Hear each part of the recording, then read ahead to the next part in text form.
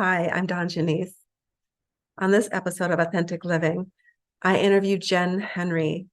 She is the best-selling author of her new book, Resilience. Jenn is a lifestyle recovery coach. Her story is amazing.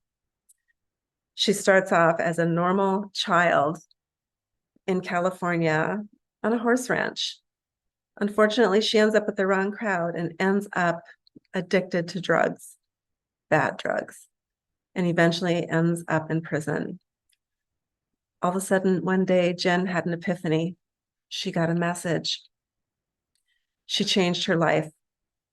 The pendulum swung to the other side, and she talks about that when we go through our interview today. But the good news is that Jenn not only has a story of resilience, but she has tools for all of us to recover from addiction, from trauma, from lack of boundaries, among other things in life. Stay tuned as I interview the fabulous Jenn Henry.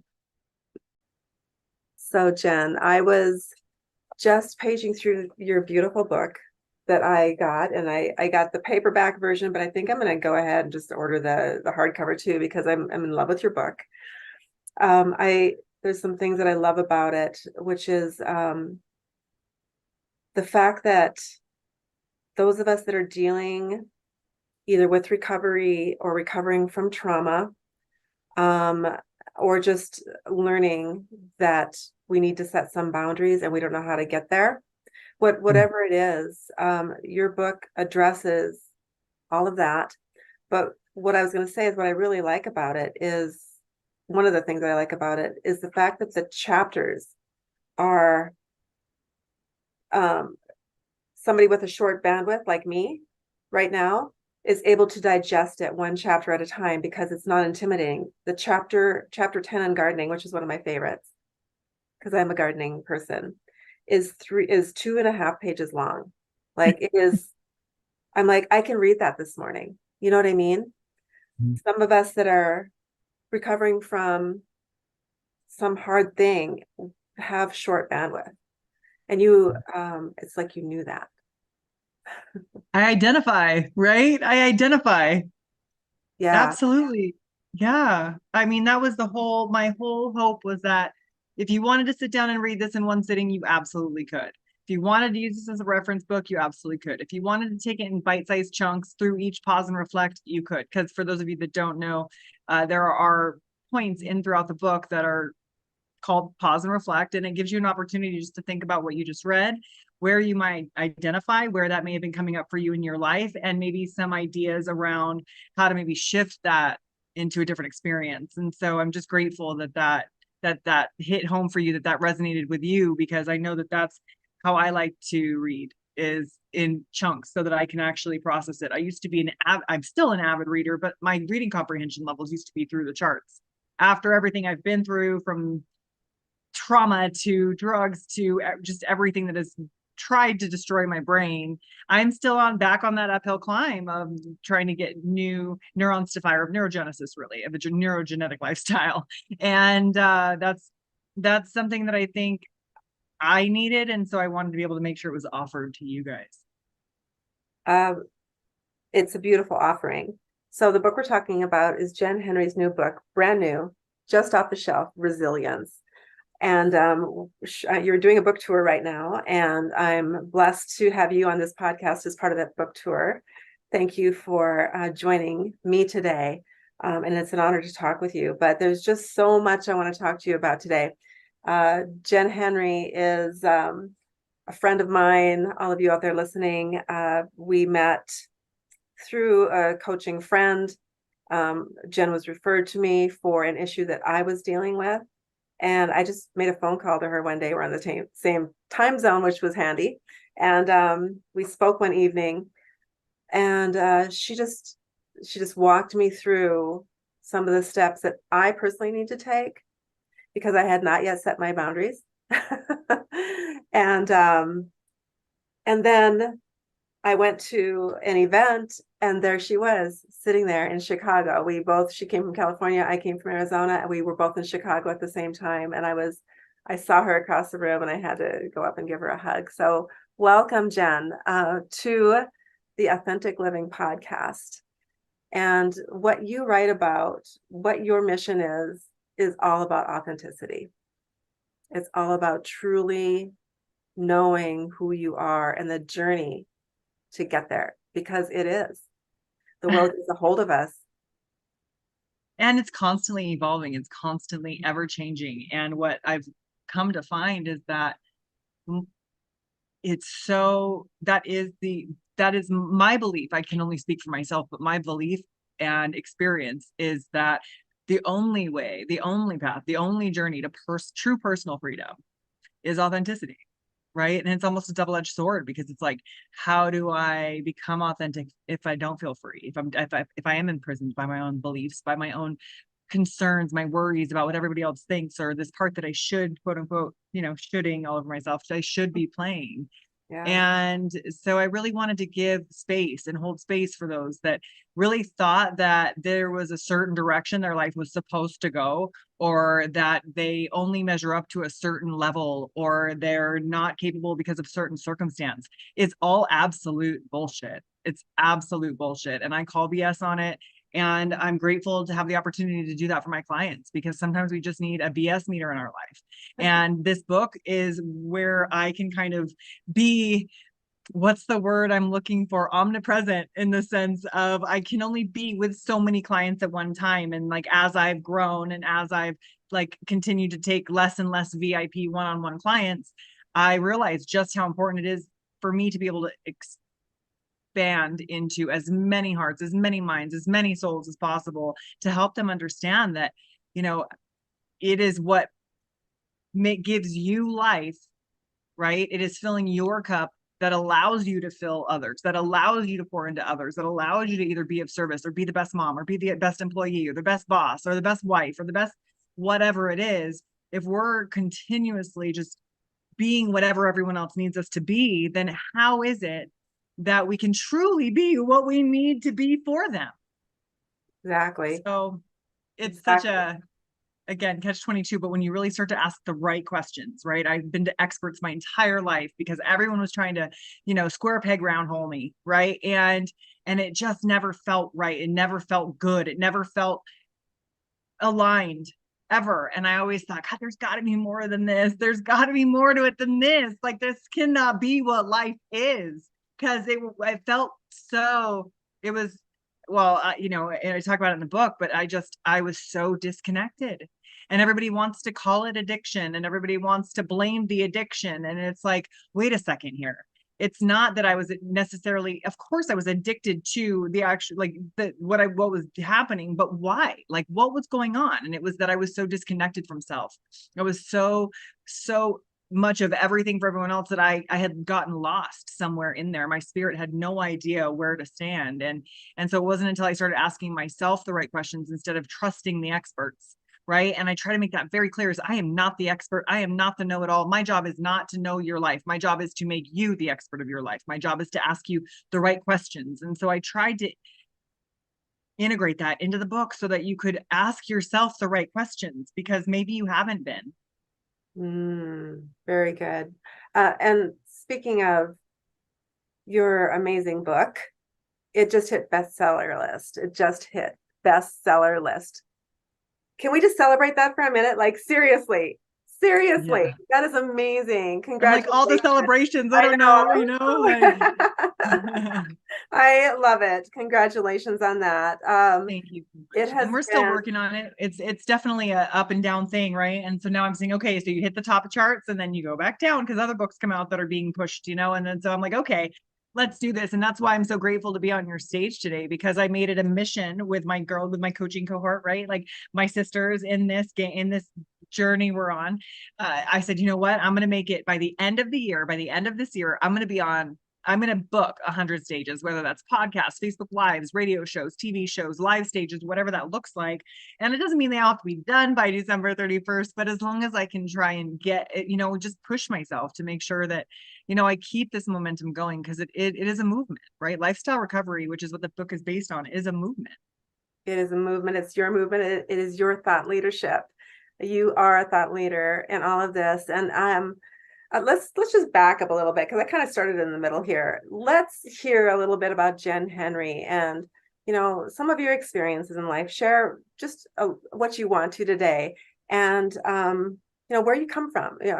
I want to hear some of those good things too. Like I know we have one thing in common that we've done, which was super cool. So talk. Absolutely. I'm an only child. I grew up in Southern California on a horse ranch with anywhere from 3 to 13 horses at any given time. And we boarded and bred horses. And I was very independent. I ran my household. I was spoiled. I was given anything and everything I could ask for. And I was taught love through being given to and being said yes to. And I see that a lot these days. So that's why I bring that up. And there weren't really a lot of consequences, right? My consequences just were what they were. If I climbed on a thing and I fell, that was my consequence, right? It wasn't that I got in trouble for climbing. If I washed a horse barefoot in my bikini and I got stepped on, the consequence was getting my foot stepped on, right? And I either did it again or I didn't. And I was very, what's the word? Instinctive. I was very in the sense of I just kind of did and then figured it out. Right. I did something or I said something and then I suffered the consequences or I learned the lesson, so to speak. And it didn't always happen that I really had negative things happen as a consequence because my parents sheltered me and they kept me very safe. And it was to my demise. And I love my parents and I'm so grateful for the foundation that they gave me, and they had their issues. And now as an adult, I see that they had their issues and that they were just human, but we do the best we can, right? And I give them that. But what was not working was I didn't know the word no. I didn't know real consequences. I didn't listen to anybody. I was the judge and jury. And, that didn't work out so well because when it came down to it and life started happening and there were starting to be real consequences, I ended up facing the judge multiple times. Right. And I did, that's how I got to learn because there wasn't someone else to put me in my place. And so on top of all that, right? So just to get back up a little bit more, I was again an only child. I didn't have brothers and sisters. I had a couple cousins that I would see now and then, the neighbors I would see now and then, but it was few and far between.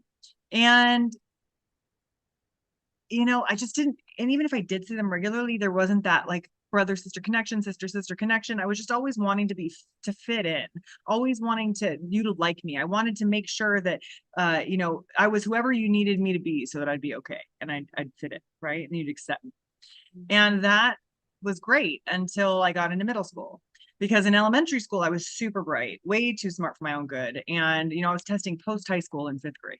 Wow. And did the presidential academic award. Like they awarded me with this award and I took these John Hopkins tests and got top 2% of the top 3% of the nation, like all these like crazy things where I was just like ridiculously outperforming those of my age group because of the fact that I was an only child. I had my dad giving me long division quizzes on the way to elementary school, right in the car to do in my head.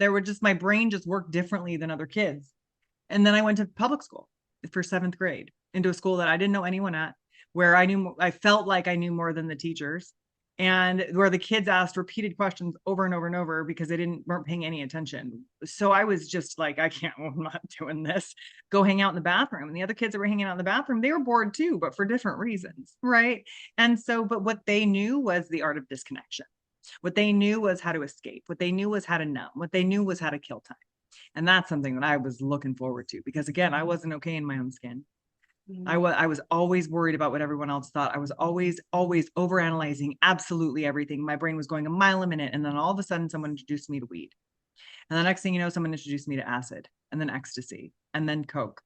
And so by 16 years old, I was trying to score some Coke for a party and a girl says, well, why don't you just do speed? And I was like, oh, I've heard some stuff about that. I would never do that. And she says, oh my God, that's just because they don't know how to do it because it's just cheap. It's the same thing as Coke. It's just cheaper and it lasts longer. Now I'm here to tell you that that is not true. That it is not true. It is not the same. It's not even close to the same thing at all.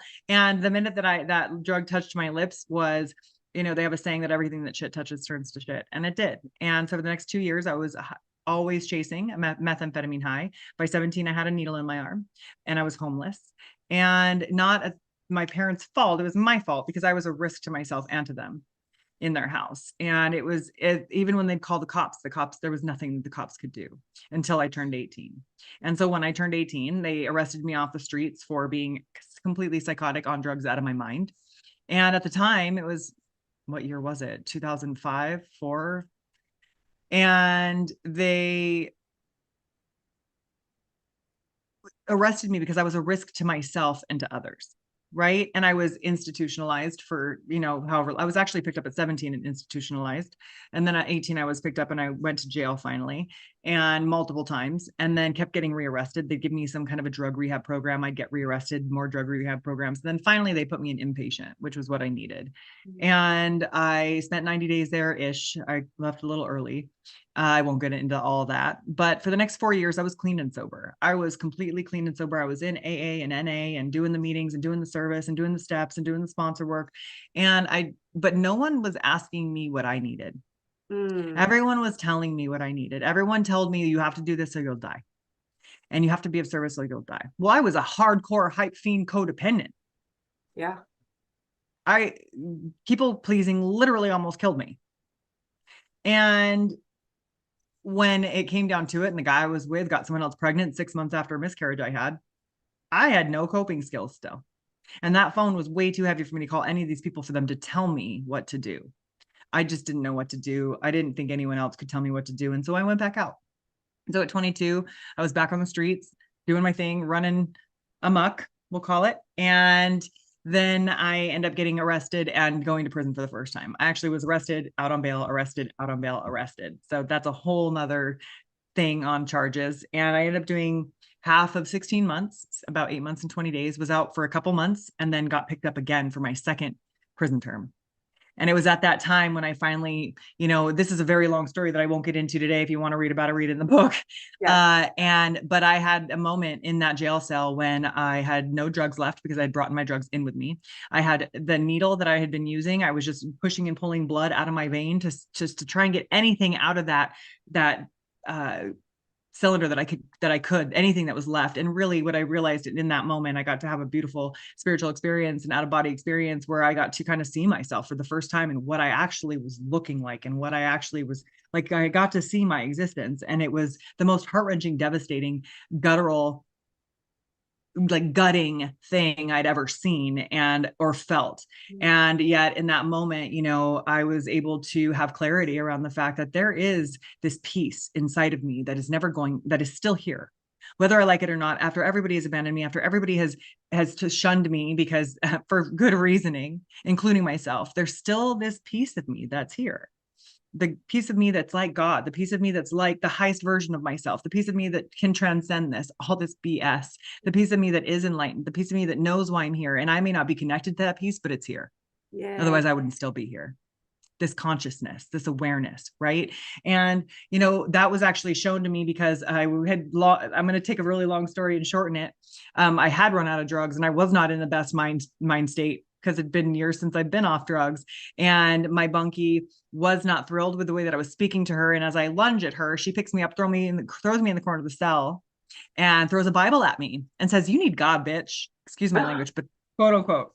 And so I MF'd her up as I crawl up in my bunk, and I throw the Bible up into my cubby. And the next morning when I woke up, and maybe a couple mornings later, to be honest, I woke up and I was doing the, called a rig check or something more crude, but when I was messing with the needle in my veins, and when I had that moment, it was when I realized, I looked up and I grabbed that book and I opened it up, and it said, "Gird up the loins of your mind and be sober, and like rest in the assurance that your faith in God will restore you to sanity." Now, I'm not a religious person. I don't follow a specific religion, but I will say that I think the universe will speak to us in any way that it can, in any form that it can. And that when there's a teaching to be learned, when there's a teaching to be to hear, when something needs to be heard, we will hear it. And it was because it was in that moment that I realized, like, shit, I'm not alone. There's always going to be a way that spirit's going to be able to talk to me some way. And as long as I start checking in with that, into that conscious connection, like, I think I'm going to be all right. But that's what I have to ask. That's where I have to tune into my highest version of self, that part of, if you want to call it, for Christians, for whoever, that part of God inside of me, right? For the Buddhists, for that part of me that has transcended, that is enlightened, that can rise above all this BS that we face on a daily human basis, right? That we are spiritual beings having a human experience, right? And to be able to feel free of this body, Mm. I have to be able to consciously connect. And so that's where the framework for lifestyle recovery started. That's where I tuned into what this is for me is lifestyle recovery, because it isn't about alcohol recovery or drug recovery or food recovery or sex recovery or social media recovery. It's about all of it. Yes, it's the root. It is the root. It is what is causing this issue in the first freaking place. And it is chronic disconnection. And I truly believe that we are so chronically disconnected, not just from others. COVID made that obvious and even more apparent, but from ourselves. And until we can actually get conscious, connected to that conscious part of ourselves where we can recognize who we're being in any given moment, it's the only time that we're ever going to be able to shift it. If we can get out of the past and out of the future and into the present and into this conscious present connection, and then we can from this place look at, all right, now consciously 10 years from now, like, who is she? What is she doing? Who is she serving? Where does she live? What is her existence? Not even outside of all those tangibles, like, who is her spirit? Mm. What has she done here on this planet, Mm. in this dimension, on this, whatever you want, whatever you believe, right? And that's where, yeah, that's where lifestyle recovery is born. And that's what lifestyle recovery is it's in recovery of codependency, people pleasing, procrastination, all the things, right, that keep us from stepping into whatever it is we're meant to be doing here. And I'm sure there's some of us, me included, and out there listening, that can relate to everything that you said. We are all of that, right? And to shed it just one little piece at a time is what the journey is about to recovery. It doesn't happen overnight. It is a practice. Recovery is a practice. That's what I'm learning. I feel like it's an acknowledgement. Ah, I feel like it's an acknowledgement. Like, I get to acknowledge that I am constantly evolving, that I'm constantly growing, that I'm constantly learning, that I'm constantly, stumbling and like picking myself up and like making sure that I walk, and not making sure, but like, helping myself walk in a way that keeps me from stumbling as much. Right. I learn my balance, and I mean energetic balance when I say balance. And I find harmony in the way that I do one thing to support another, right? The way that I work out to support my mental health, the way that I eat clean to support, my mood swings and my gut health and all the things, because they're all intertwined, right? How I do one thing is how I do everything. And if there's one area of my life where I'm slacking and really not giving it any kind of love and support and energy, that's the highest vibe I can get to, is that low vibe. wow. Right. That's the high, like, if there's a spoke on the wheel that's shorter than all the others, you're going to have a bumpy ride every single time. That's profound. That is something I've never heard before. That's amazing. So now you have seen the light, literally. You know that there's more of you than you think there was, that you thought there was before. There is that higher self that has not left you, that's still there, that's showing you messages. You're receiving them. What happens then?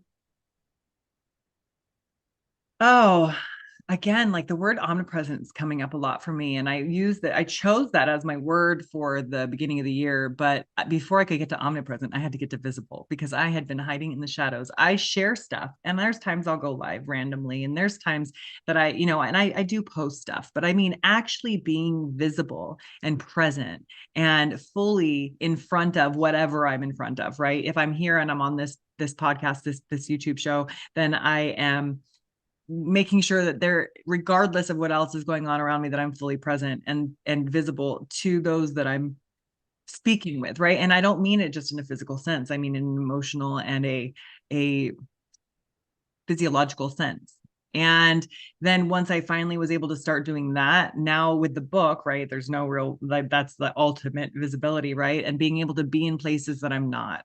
And so the more I can do that is where I can be spreading this message where I am not, like rehabs, like mental health facilities, like retreats, like prison system, like jail, right? Like anywhere where I can actually be making an impact where I'm not.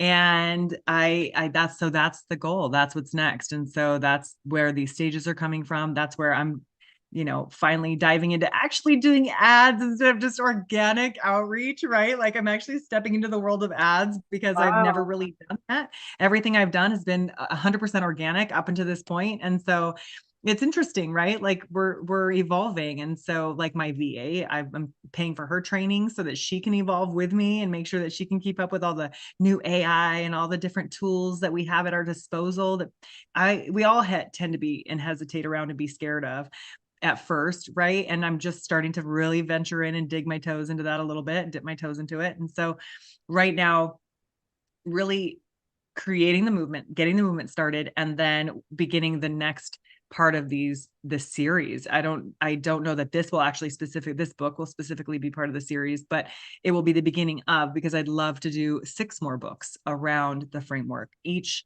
part of the framework having its own book, its own story, its own, guest experts and interviews in the book from people that have not only been through this but overcome it in the same similar way, parallel way that I have, maybe completely different journeys, but getting from, the streets to the stages, or from the cell to the seminar, whatever it is, like wherever people are coming from a traumatic point or a negative place, terrible circumstances where no one in a million years thought that they would be able to get from where they were to where they are now, and what that looks like. And so to be able to curate that in a series of books that speak to this framework and the impact that it can make in the world, that's the goal. That's the ultimate next step, the big next 10-year plan. So to be able to have that and have a vision when I first got out of prison and into rehab before this journey started, at the very beginning of my lifestyle recovery journey,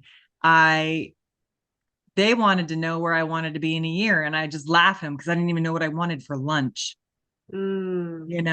And they're like, oh, where do you see yourself in a year, 5 years, 10 years? I just laugh. I'm like, you do realize you got me on like 7 different psych meds and I just got out of prison, and my perspective is probably a little skewed right now, right? Like I might have some blinders on some places. And so for me, my journey was a little bit different than those that I went through recovery with, because I couldn't necessarily go by what they wanted me to do, because I felt like I was skipping steps. And so they say, I've heard it so many times in my journey now, if there's a book out there that you want to read and you can't find it, you need to write it. If there is a program out there that you want to take and you can't find it, you need to write it. And so that's what I did, because this is what I needed when I was completely lost, had no idea who I was, no idea what I wanted, no idea where I was going. And they wanted to know. People wanted to know, right? I was like, what am I, 7? Like, what am I, 13 going to, you know what I mean? Like, what, like, who do you want to be when you grow up? Like, I had no idea. And I was 25, and I know people and women that I've worked with, men that I've worked with who are 30, 40, 50, 60 and have no idea who they want to be when they grow up. And now they're retired and they're lost. And they're like, I don't know what to do, because not only are my kids grown, my grandkids are grown, and now they all moved away. And who am I? Yeah. What is my point? And I'm like, okay, hold on. Right? Like, and that's the beautiful thing is, like, no matter how old we are, there's always going to be moments of rebirth. Yeah. And in that time, we get to make a decision, and we get to get clear on like what we're going to come out the other side, look at who we're going to come out the other side as. And I hope that this book is a support and a resource during that journey. Beautiful. So when you got out and you started your recovery process, that's really when it starts, after the rehab. That's when it really starts. You were doing such damage to your body and your mind with the drugs and what you were addicted to. But then you started taking extreme care of your body. I know this about you. You even competed in bodybuilding competitions. Like you went from one extreme to the other as far as physically taking care of your body. But that's part of the process. It's like you got to find your place, right? And it's such a pendulum swing, right? It's such a pendulum swing, because I went from destroying my body to taking really good care of it to destroying my body by taking too good of care of it. Yes. And I'll explain. And it's like, that's what I mean by, no matter where we're at in our journey or how old we are, we're always going to have these moments of like, oh shit, this isn't what I wanted. Like, how did I get here? And I opened the book with, I'm standing on stage and I'm competing against this woman. We're battling for first place on stage at a fitness competition. And she's got a good 15, 20, if not more years on me. And like, yay for her. Like, she's still doing her thing, like yay for her. But I was like, hold on a second.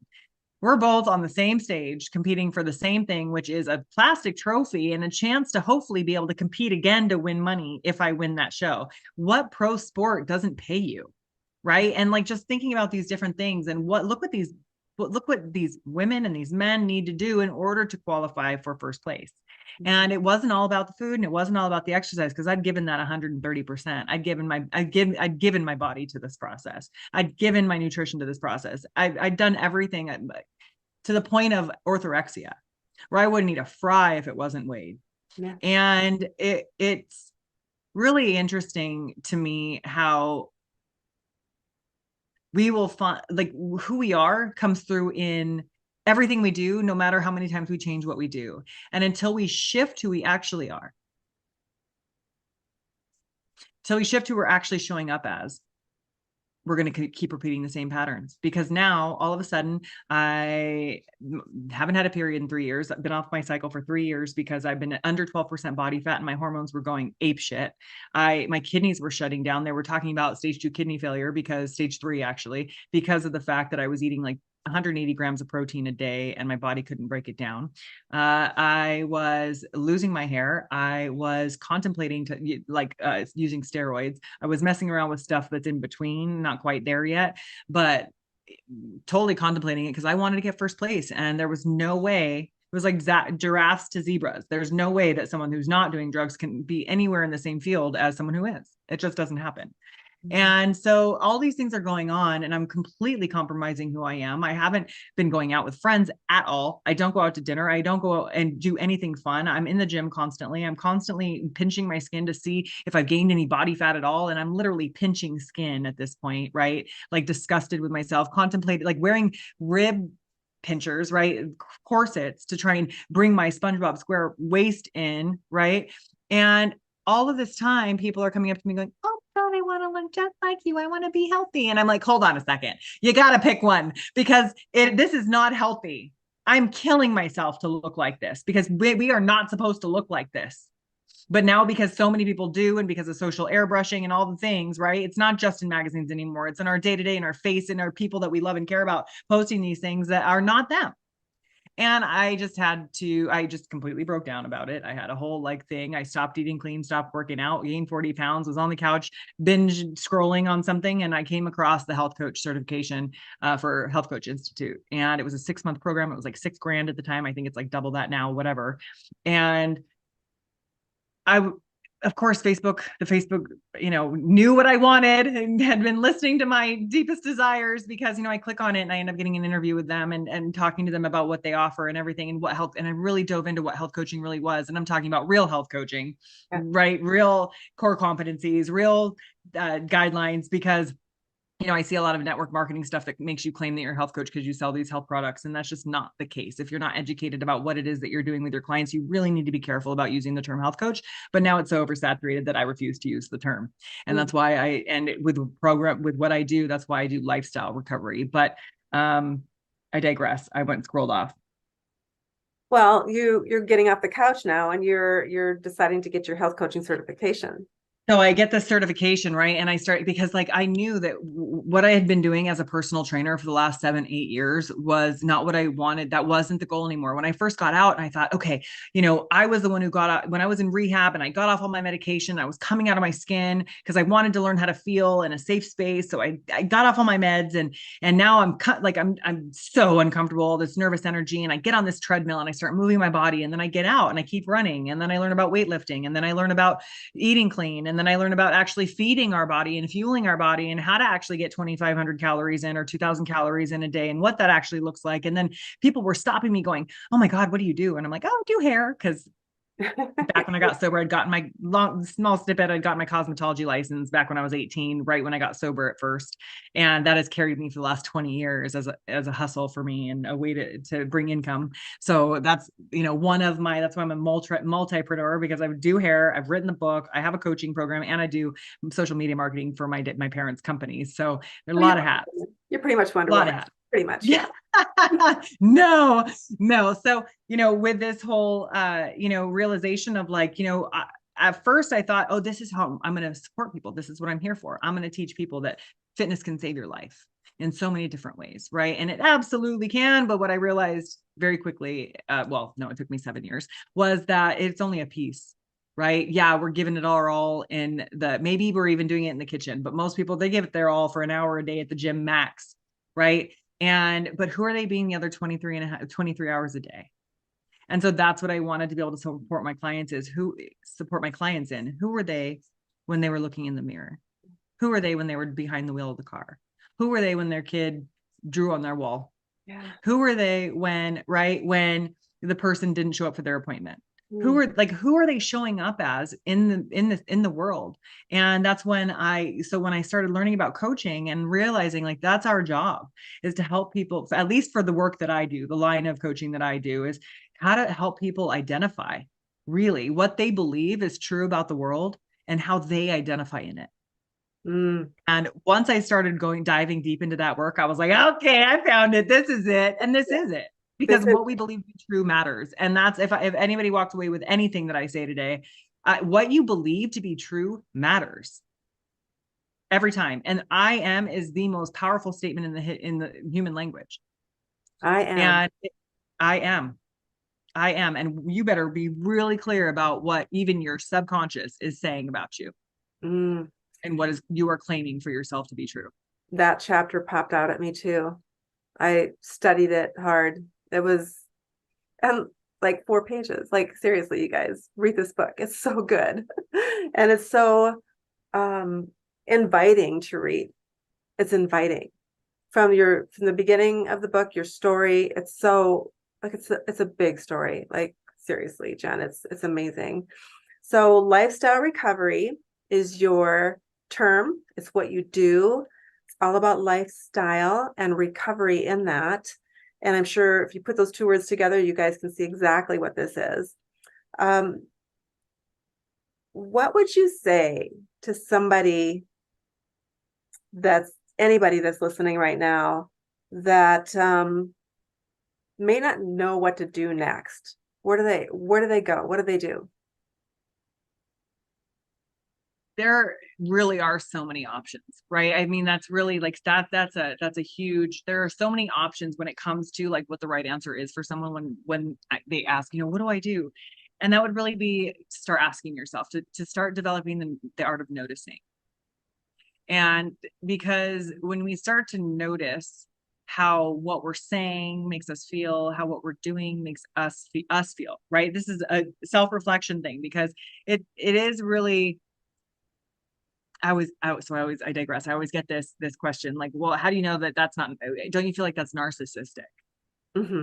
So I'm not talking to narcissists. Like, that's not who I'm speaking to. Like, if you're a narcissist, you're already doing this anyway. So like, this isn't news to you. This isn't something that's going to be like uncomfortable for you, because you already do this anyway, right? You already are only thinking about how it makes you feel, about how you play into the picture, about what your part is. Like, that's all you do. And you're not really taking everybody else into consideration. When you are not a narcissist, when you are a people pleaser, or when you are someone who is constantly seeking others' approval, right? And when you're someone who's always wondering if how you look is going to make other people feel okay, if how you speak is going to make other people feel okay. Like, if that's a constant concern, for me, it's a constant concern. Yeah. And it's probably always going to be somewhat of a concern. Like, I'm not going to dog myself for that. I'm not going to judge myself for that. But what I will say is that I have to belong in that equation too. Yes. So start including yourself in the conversation in your head, right? Start letting your voice count and have a say.